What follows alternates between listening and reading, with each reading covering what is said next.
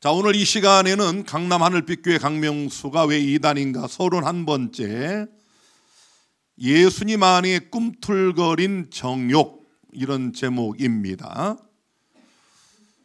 아마 이런 제목으로 설교한 사람은 이 재림교회 안에 이 박진화 목사가 유일하지 않을까. 그러나 굉장히 중요한 그런 문제입니다.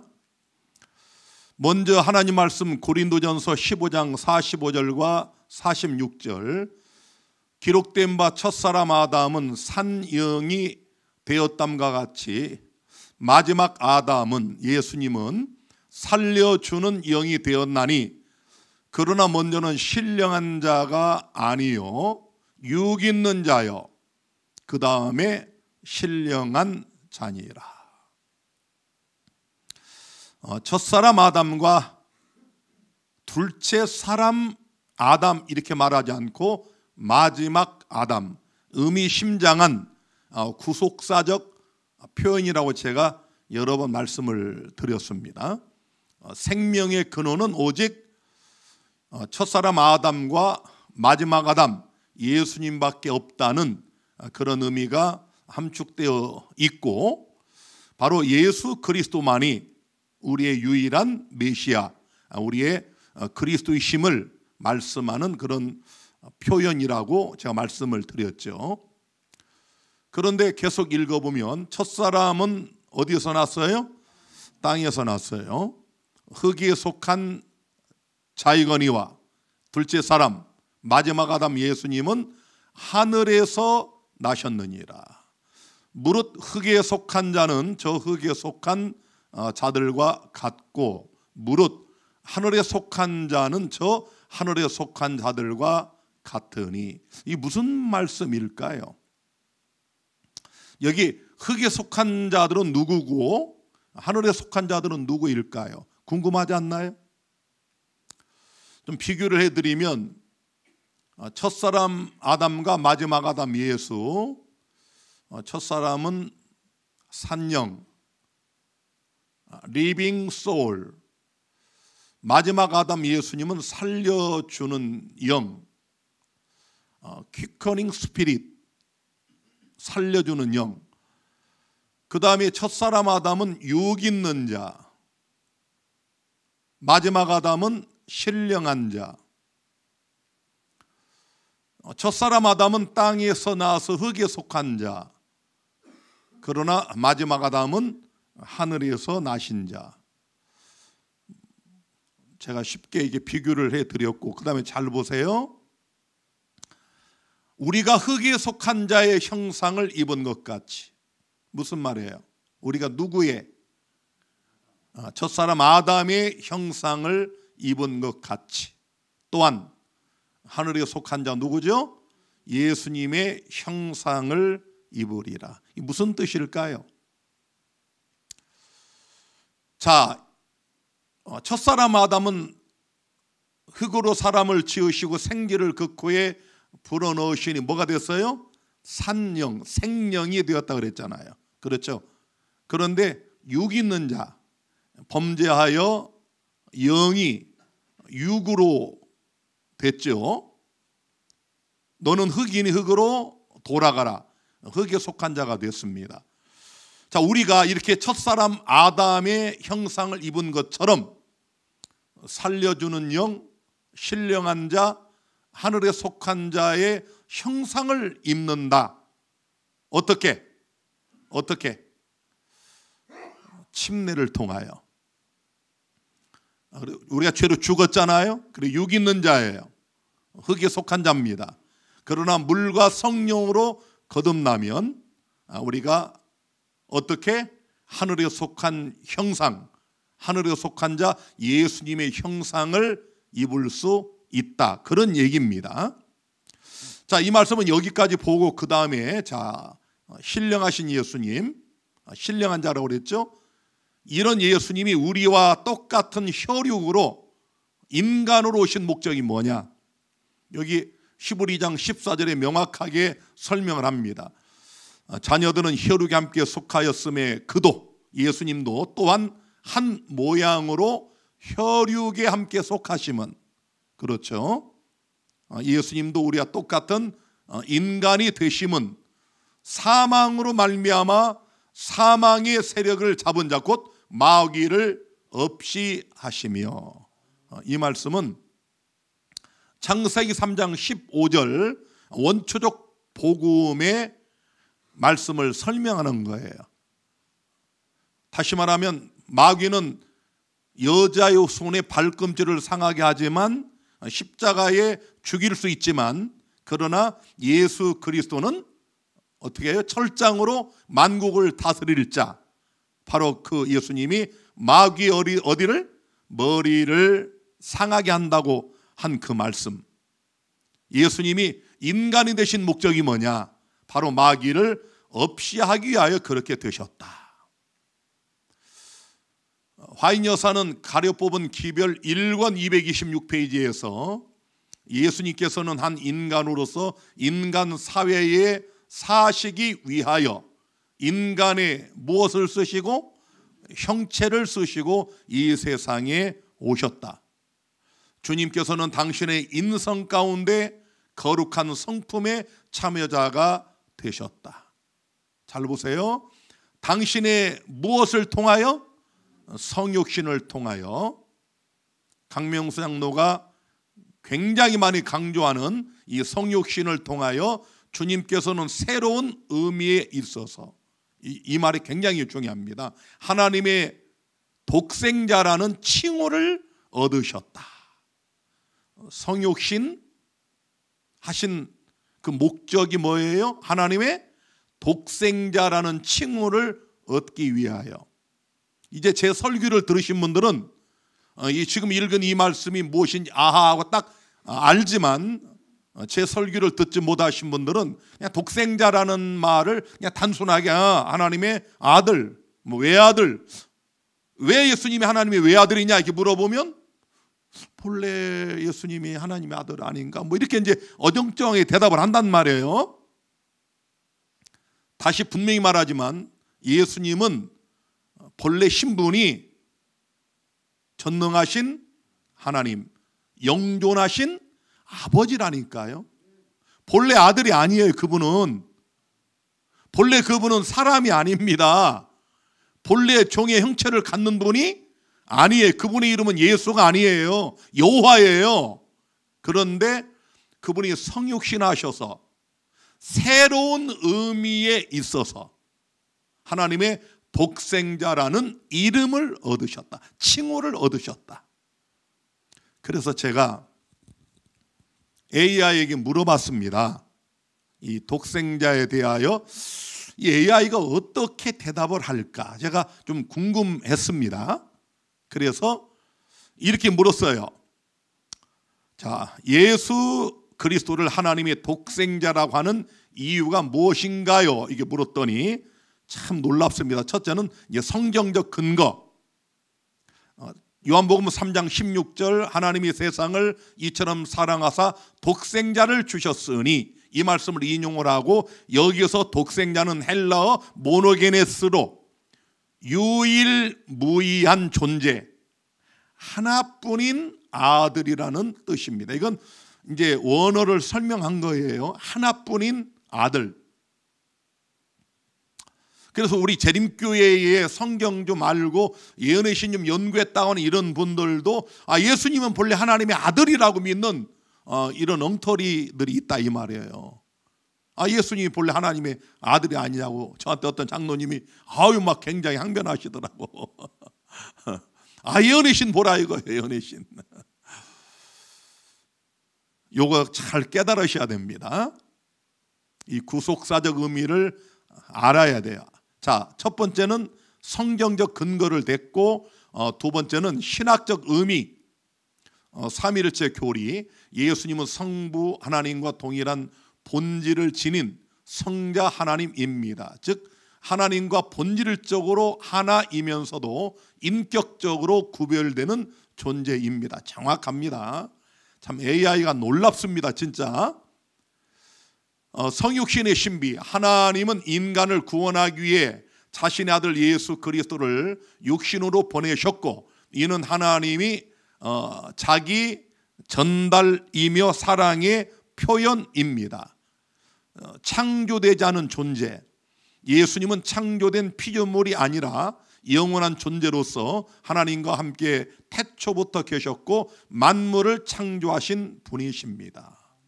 신학적 의미로는 삼위일체 교리, 또 성육신의 신비, 그리고 창조되지 않은 존재, 다 맞는 말이에요. 그 다음 이제는 세 번째로 구속사적 의미. 참 기가 막히죠. 성경적 근거, 신학적 의미, 구속사적 의미. 예수님은 유일하게 인간의 죄를 대속할 수 있는 존재로 하나님께서 세상을 구원하시기 위해 보내신 유일한 아들입니다.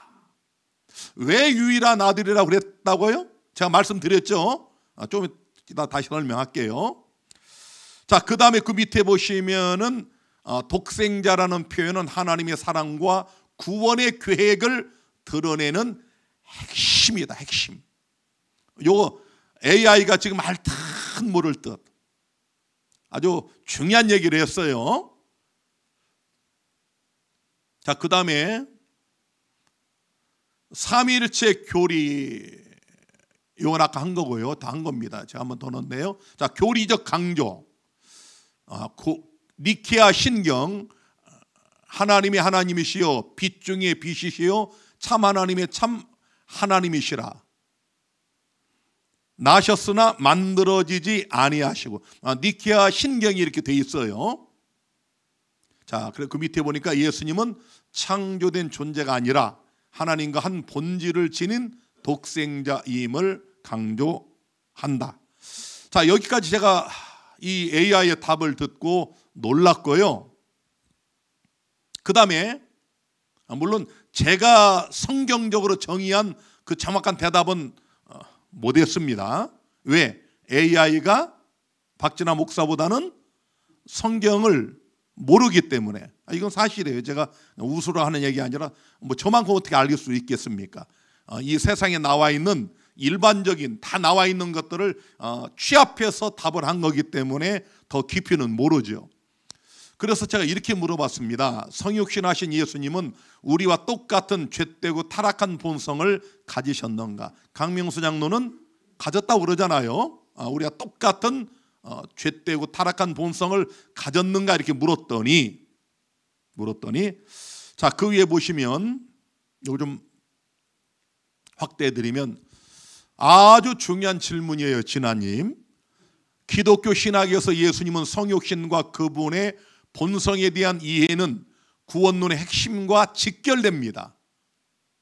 결론부터 말씀드리면 예수님은 우리와 동일한 인성을 가지셨지만 죄되고 타락한 본성은 가지지 않으셨습니다. 강명수 장로는 AI한테 먼저 배워야 됩니다. 지금 AI가 정확한 답변을 했어요. 정확한 답변.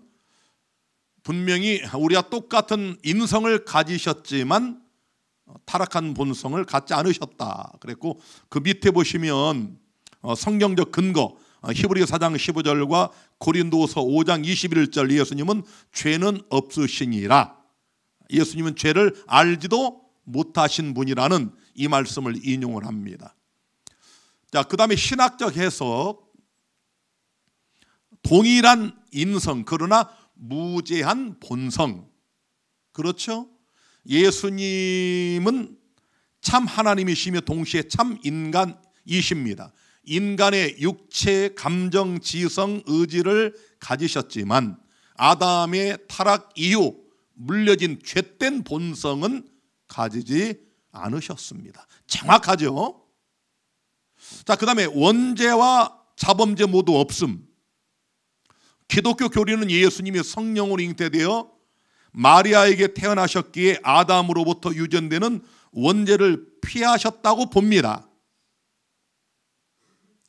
이해가 되시죠? 여러분과 저는 아담의 원죄, 아담이 처음으로 범죄한 그 죄 때문에 아담 안에서 다 죽어나왔거든요. 그런데 예수님은 아담의 혈육으로 온 게 아니고 성령으로 처녀 마리아의 몸을 빌어서 세일을 창조하여 오셨기 때문에, 그렇죠? 예수님은 이 원죄를 피했고 또한 그분은 자신의 삶 속에서 죄를 짓지 않으셨습니다. 맞죠? 자, 왜 이것이 중요하냐? 야, 이 AI가 왜 이게 중요하냐? 구속의 자격. 죄인이 죄인을 대신할 수 없습니다. 예수님이 죄된 본성을 가지셨다면 속죄의 제물로서의 자격이 없게 됩니다. 정확하죠? 완전한 순종. 예수님은 율법을 완전하게 지키심으로써 의로움을 이루셨고 그 의가 믿는 자에게 전가됩니다. 세 번째, 우리의 모범. 예수님은 죄 없는 인성을 가지셨기에 우리의 거룩함을 향한 모델이 되십니다. 그 밑에 요약하면 예수님은 우리와 똑같은 인성을 가지셨지만 죄된 본성은 전혀 없으셨습니다. 이것이야말로 그분이 우리의 구속자가 되실 수 있는 이유이며 기독교 복음의 핵심입니다. 제가 그 앞에 거 처음에 독생자에 대한 건 제가 한 90점 정도, 지금 이 뒤에 얘기한 것은 거의 한 95점, 100점 줘도 괜찮을 만큼 정확한 답변을 했고, 제가 신학과 교수라면 내가 이런 문제를 출제했을 때 어떤 학생이 이렇게 성경적 근거, 또 신학적 근거, 구속사적 의미, 또 요약, 이거 100점 아닙니까? A+. 그렇죠? 자, 제가 이제 그동안 말씀드린 걸 요약해서 오직 성경을 근거로 정답을 드려 봅니다. 예수님을 독생자라고 한 이유가 뭐냐? 인간이 범죄하여 하나님의 자녀의 신분을 잃어버렸을 때 우리가 하나님의 자녀임을 깨닫게 해주시고 증명해 주시기 위해 우리와 같은 사람으로 오시되 우리와 같은 죄인의 탄생 방식이 아닌 성령으로 잉태되어 거룩한 자로 오신 유일한, 이 세상의 인간 역사 속에는 유일한 성령으로 잉태되어서 오신 아들은, 예수님 같은 이런 방식으로 오신 분은 예수님 밖에 없는 유일한 아들. 그게 뭐예요? 독생자. 이해가 되셨죠? 막연하게 하나님이 외아들, 이게 독생자가 아니고, 예수님이 뭐라고 그러셨어요? 예수님이 왜 유대인들이 예수님을 돌로 쳐 죽이려고 그랬죠? 하나님이 예수님의 친아버지라고 했기 때문에 죽이려고 그랬거든요. 친아버지. 그래서 예수님이 부활하신 다음에 제자들에게 뭘 많이 강조하나요? 내가 나의 아버지 곧 너의 아버지, 나의 아버지 곧 너의 아버지, 이걸 반복한단 말이에요. 예수님이 이 땅에 오신 목적이 뭐라고요? 그분은 하나님의 아들이 아닌데 하나님의 유일한 아들로 오셔서 자, 하나님을 친아버지라고 하시면서 우리를 형제라고 부르셔서 나의 친아버지가 바로 너의 친아버지야, 이걸 알려주시기 위하여 아들로 오셨다, 그런 얘기입니다. 그래서 편지 8페이지에 화인 여사는 이렇게 기록을 합니다. 그리스도의 성육신은 지금까지도 신비요, 신비입니다. 앞으로도 신비로 남아 있을 것이다. 신비예요. 나타난 것은 우리와 우리의 자손을 위한 것이지만 근본적으로 그리스도를 전혀 우리와 똑같은 인간으로 만들어 버리지 못하도록 모든 사람에게 경고하라. 제가 지금 경고하고 있잖아요. 아니, 예수님이 우리와 똑같은 죄되고 타락한 본성을 가지고 오셨다고 주장하는 이런 거짓기별자와 그를 추종하는 자들에게 제가 경고하잖아요. 자, 강명상노가 이 타락한 육체에 대하여 무엇을 오해하고 있는지를 과거에 2018년에 강명수 장로가 한 설교를 그대로 녹취한 겁니다. 잘 보세요. 제가 몇 번 보여드린 건데 다시 한번 잘 보세요. 예수님은 인간의 타락한 본성을 가지고 오신 겁니다. 참 아니 AI도 전혀 반대로 얘기하고 있지만 화인 여사가 아까 금방 한 거 들으셨죠? 우리가 꽃 같은 본성을 가졌다고 그런 사람이 경고하라. 그런데 여기 지금 그런 사람 나왔죠? 타락한 본성을 가지고 오신 겁니다. 그래서 죄를 예수님도 유혹을 느끼셨습니다. 어제 저녁에 우리 이 문제에 대하여 신학기 이야기를 나누었지요. 예수께서는 유혹을 느끼셨어요. 왜? 예수님도 그 속에서 꿈틀거리는 것이 있었어요. 제가 여기서 정말 경악을 한 겁니다. 이게 충격적인 얘기거든요. 아니 우리 재림교회 역사에서 이렇게 노골적으로 흠없는 어린 양 예수 그리스도를 이렇게 모욕적으로 표현한 이런 사람은 강명상누가 유일합니다. 예수님도 이 안에 꿈틀거렸다. 이게 얼마나 위험한 발상인지 아십니까? 아니 제가 말씀드리잖아요, 여러분. 여러분과 제가 이 꿈틀거리고 하는 거, 우리는 때로는 교만도 꿈틀거려요. 교만. 때로는 이기심, 나만 하는 거 늘 꿈틀거려요. 내가 봐도 늘 꿈틀거려.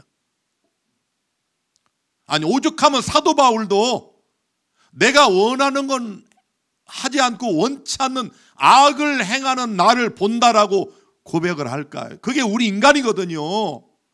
여러분과 저는 누구를 미워한다고 할 때 그 사람이 막 꼴보기 싫은 행동하고 이상한 얘기하면 뭐라?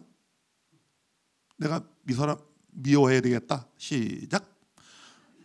이렇게 미워한 적이 없어요. 그냥 그 말하는 거 보면 그냥 그때부터 미워. 그냥 아이고 참 속으로 말은 안 해도 그냥 돌아가 버려. 안 봐버려. 아니 예수님도 그랬다고 생각을 하세요? 아니 여러분과 저는 교만심이나 이런 것들이 꿈틀거릴 때 그냥 자동이에요. 자동.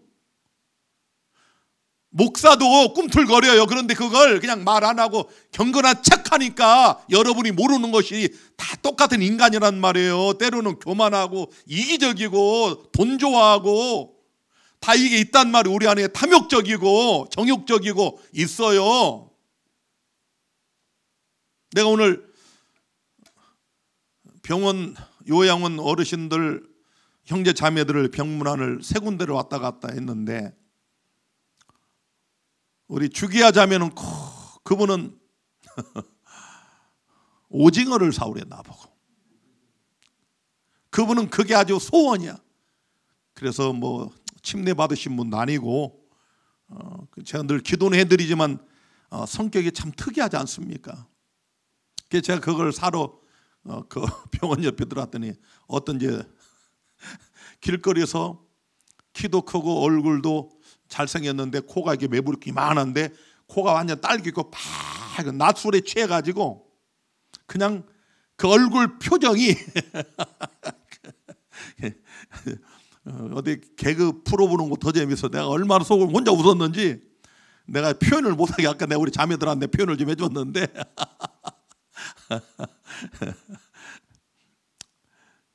아니 또 나를 따라 들어오셔가지고 또 막걸리를 2병을 딱 놓고 계산한다고 하는데 무슨 계산한다고 돈을 꺼내서 핸드폰을 깼다나 집어넣었다고 술 취해가지고 흔들흔들거리면서 제가 그 겉으로는 내가 지금 계산을 해야 되는데 계속 거기 얼쩡거리면서 그냥 술 취해가지고 주정을 하고 이래서 내가 아유 참 한마디 여보세요 좀 나오시라고 하고 싶은데 그냥 웃으면서 아이고 기분 좋으신가 보죠 이렇게 속으로는 부글을 끓는데 내가 이게 아니 그 낮술에 취해가지고 그 대낮에 그냥 흔들거리면서 그냥 이러는데 내가 좀 빨리 가야 돼. 차를 지금 밖에 세워놨는데 우리는 그런 거 보면 여기서 그냥 끌어요.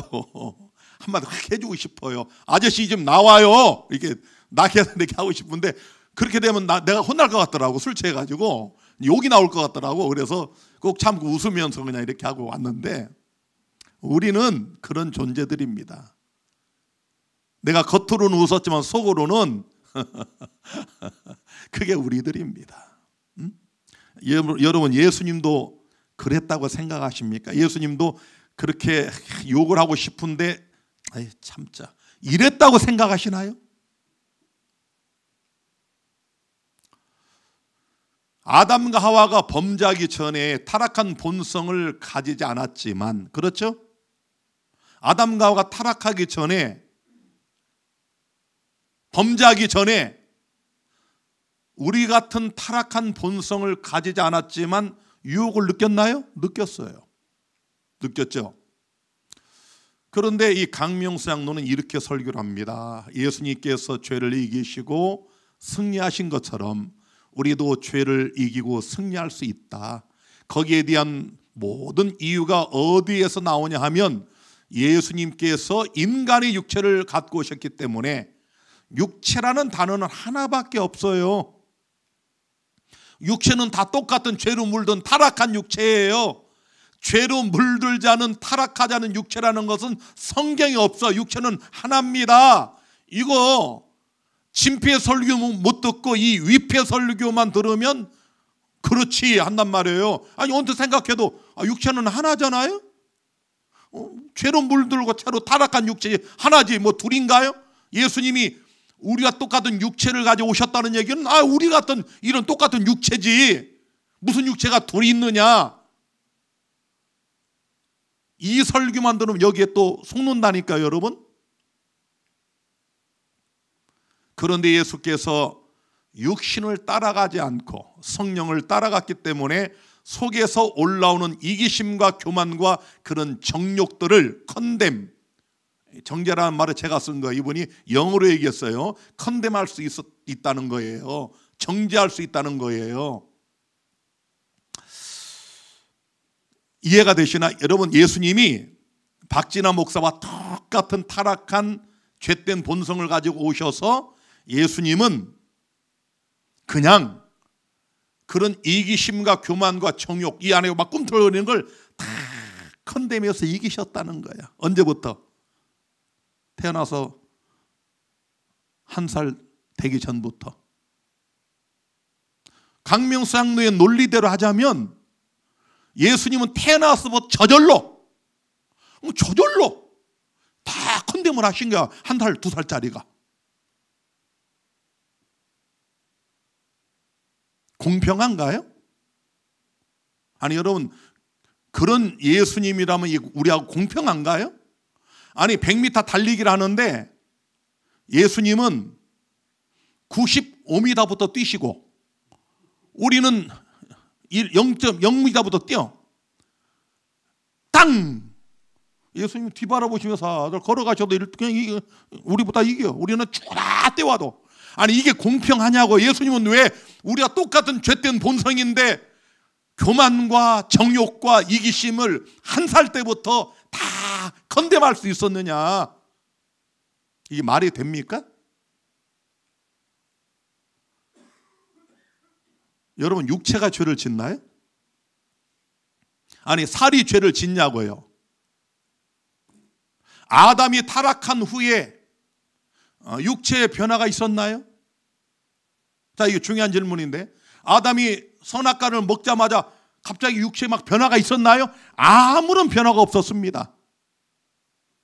오히려 눈이 밝아지는 것 같은, 마귀가 한 말처럼 눈이 밝아져 하나님처럼 된다고 하는 그런 착각에 빠졌어요.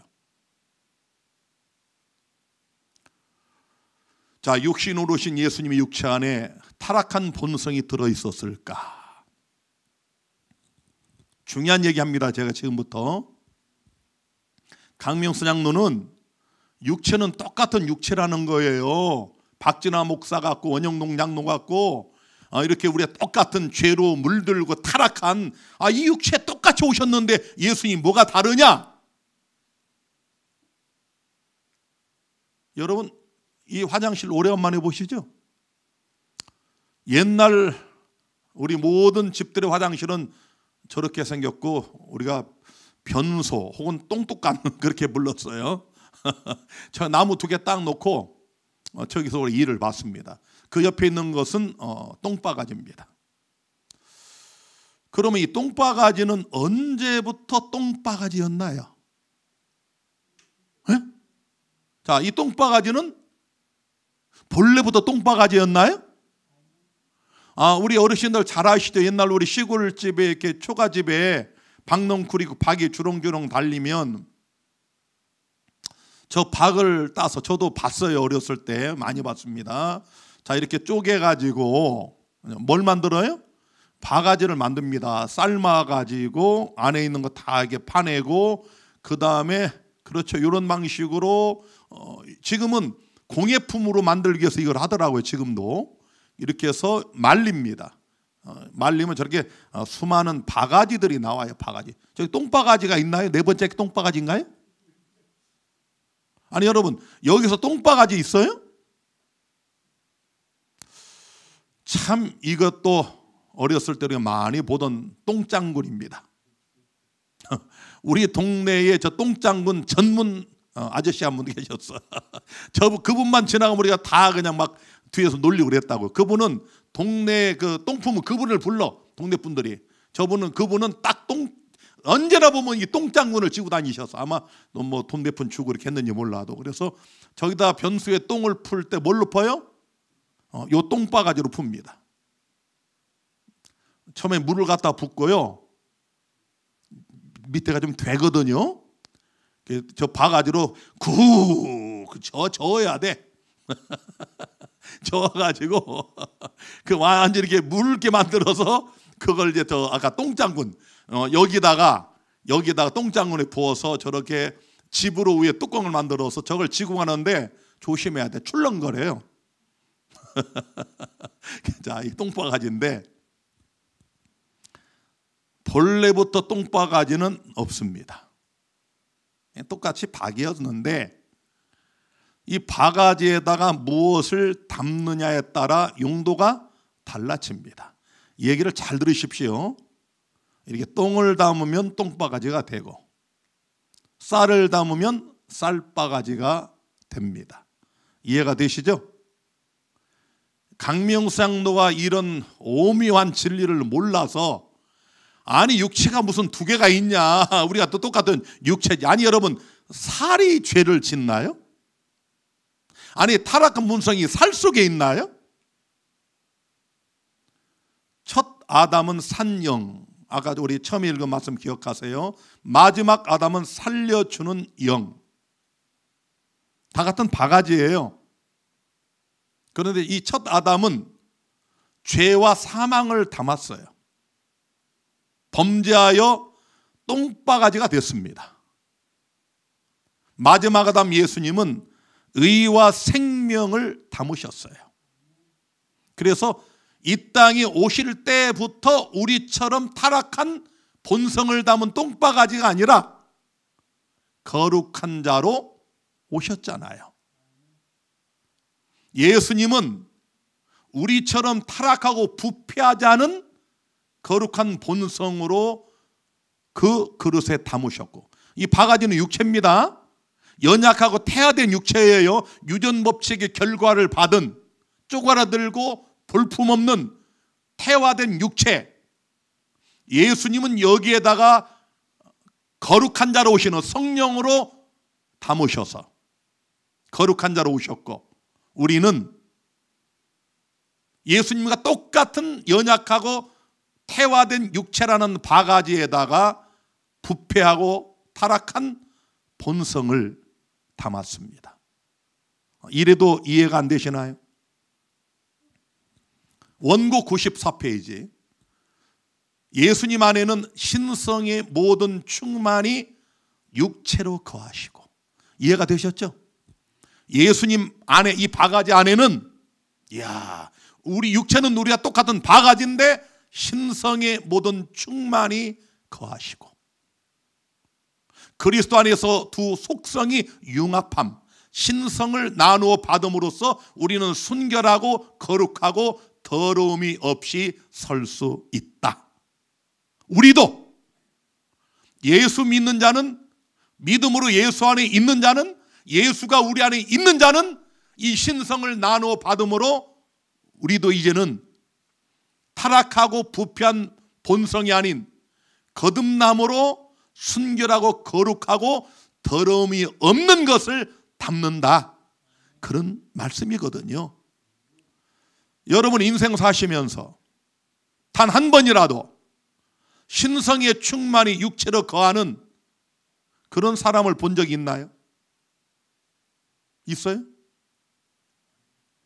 여러분이 거룩하다고 하는 목사님, 경건하다고 하는 목사님, 야 저분은 예수님 같아, 아무리 그런 목사라도 신성의 충만이 거하던가요? 천만의 얘기입니다. 우리 신학과 다닐 때 우리 학생들이 가장 존경하던 한 교수님이 계셨어요. 목사님이.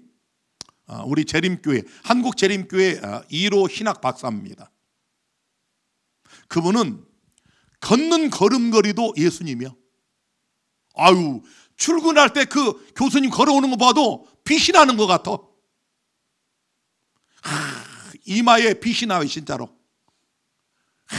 얼마나 젠틀하고 얼마나 신사적이고. 제 논문 교수님,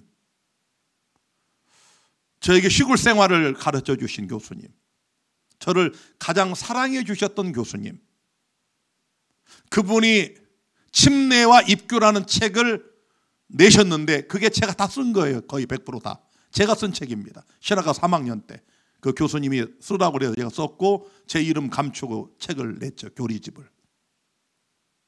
그런데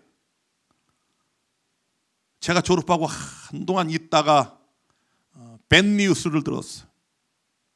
그분이 불명예스럽게 교수직을 그만두게 되는. 아니 이분이 갑자기 그 조교를 데리고 있어. 그 조교.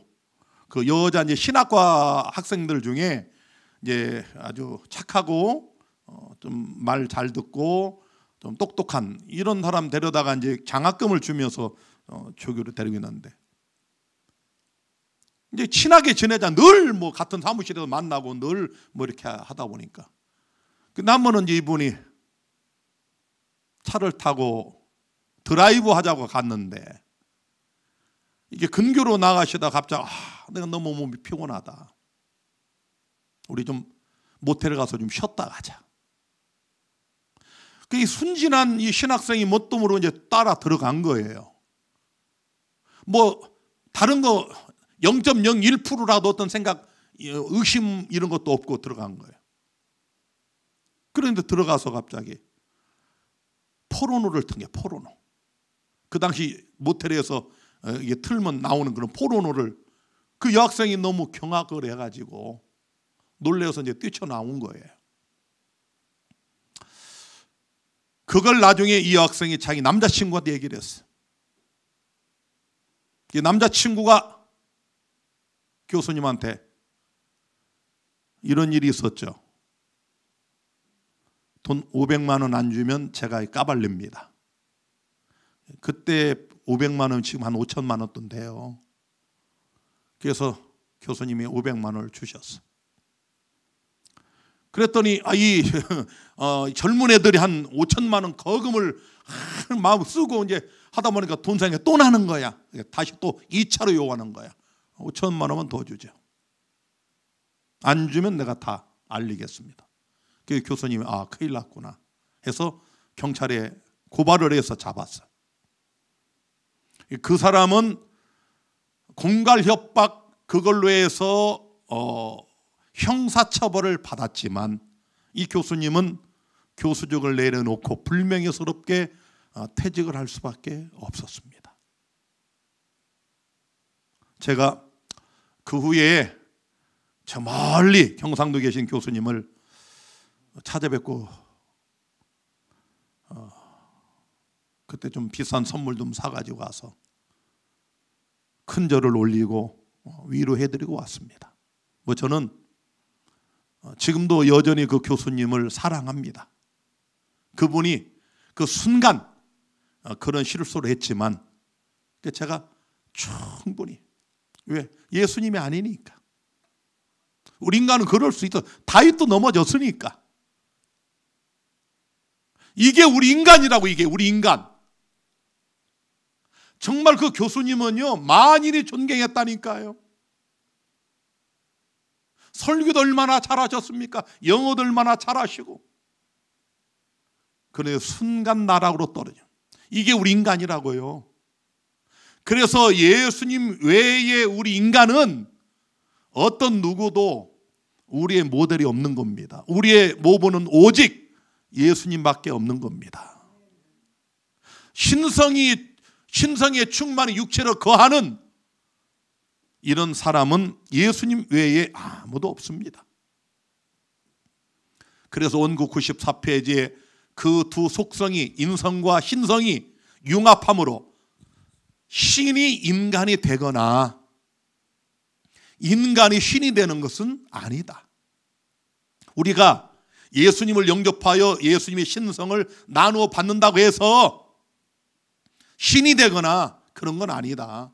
그리스도는 우리가 소유하고 있는 죄되고 부패하고 타락한 불충실을 소유하지 않으셨는데, 이는 만약 그렇다면 그는 완전한 재물이 되실 수가 없으셨기 때문이다.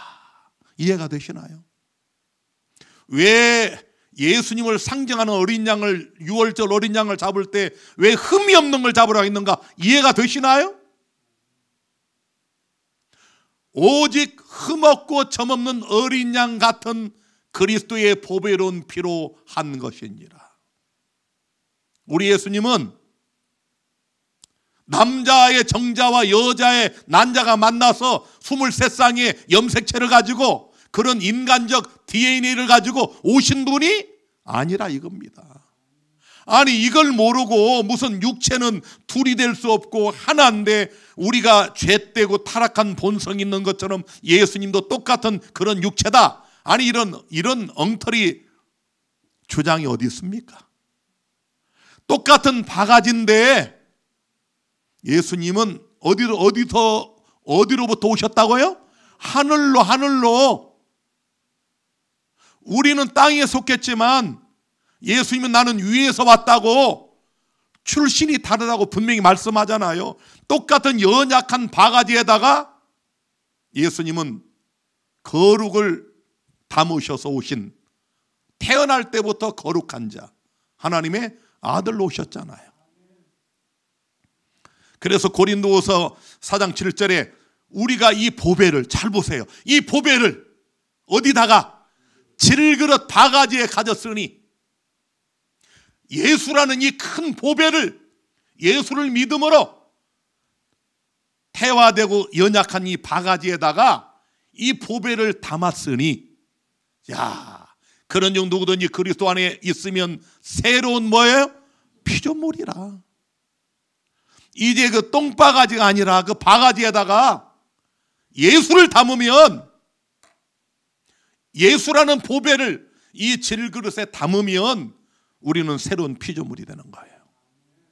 그래서 우리는 거듭나기 전에는 부패하고 타락한 본성을 가진 죽은 자, 죄와 허물로 죽은 자였으나 물과 성령으로 거듭난 후에는 새 마음을 받고 새로운 피조물이 되어,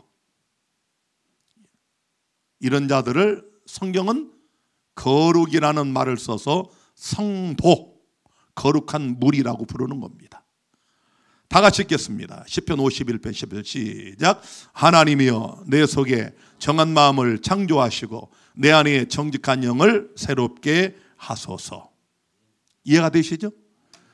우리 안에 정한 마음, 정직한 영, 타락하고 부패한 것을 이건 십자가에 못 박고 정한 마음을 창조하고 정직한 영을 새롭게 하는 이 사람들이 새로운 피조물이에요. 우리 모두가 아담의 형상을 닮았었고 아담의 형상을 입었었지만 마지막 아담 예수를 믿음으로 예수 그리스도의 그런 아름다운 마음을 우리 마음에 품어 우리도 그리스도의 형상을 입는 놀라운 축복을 누리시게 되기를 바랍니다.